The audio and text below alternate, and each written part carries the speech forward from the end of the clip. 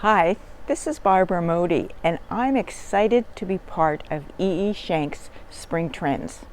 And now I'd like to introduce you to my new book, Crafting for Murder. Hello, I'm Barbara Emodi, and this is the first chapter of my book, Crafting for Murder. Jerry Richards, CKGC Gasper's Cove's radio's voice of the waves, spoke into the mic, but his eyes were on me.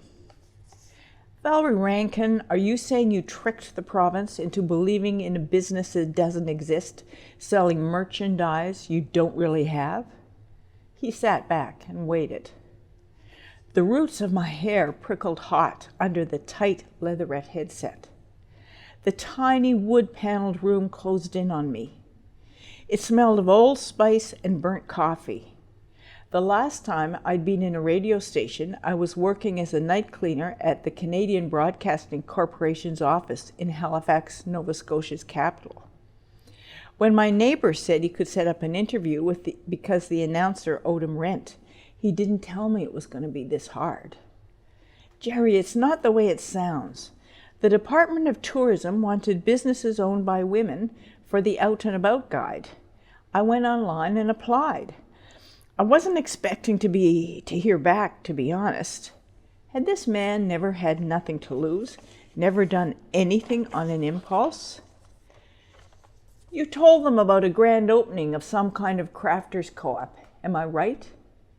Jerry was awfully smug for a man in a one-room radio station above the credit union on Front Street, in an office chair missing one wheel, duct tape holding it all together. Look, this is rural Nova Scotia, I said. All I want is to get crafts out of people's houses and into a central location. How hard could it be? Besides, if I couldn't get something organized here soon, I would be back to the city and the dead-end jobs I'd done most of my working life. I couldn't let that happen. Everyone in Gasper's Cove makes something. It's all there is to do now the fishery's slowed down. We knit, crochet, carve, sew, make pots and jewelry.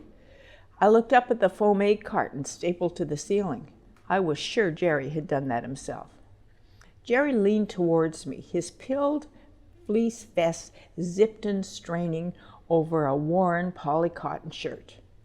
As a garment sewer, I knew this was a tough body to dress well. Jerry wasn't even trying. Where's this co-op thing of yours, this consignment shop thing, located? It's not exactly located, Jerry. We're in the process of setting it up on the second floor of our store. You know, Rankin's General down the street. Not ready? Jerry let his rich baritone linger, letting the folks at home appreciate the gravity of my situation. The space will be ready, no problem, I said. We've just got to clean it up a bit and start collecting crafts. How do you propose to do that? Jerry asked. I've told my sewing students to spread the word, I said, catching Jerry's smirk at the mention of what to him was a mundane female activity. We've put up notices around town, and I thought anyone listening couldn't contact me. The next part I'd rehearsed.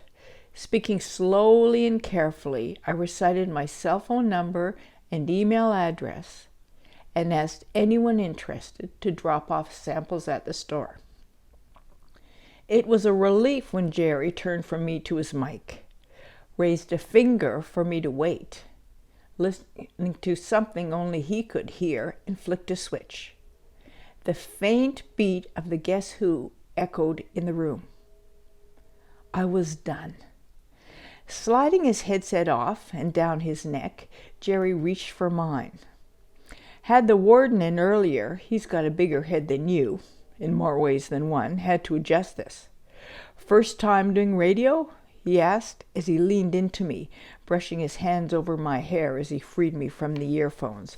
He'd had bacon and onions for lunch. Maybe we should go out for a beer sometime, make up for last time, he said. Talk business. I'd rather replace a zipper and a pair of jeans, I thought. Sure, maybe when I'm not busy, I said, extracting my arm from Jerry's grip, my watch catching on the heavy links of the gold-plated bracelet on his wrist. Pulling myself free, I stood up too quickly and knocked a chair with a crash onto the studio floor. And I left. But before I closed the door behind me, I turned and looked back. There he was, the voice of the waves himself. Classic rock in the background, electrical cords tangled around his feet, a broken chair in his hands. My mind snapped a picture. I'd remember this.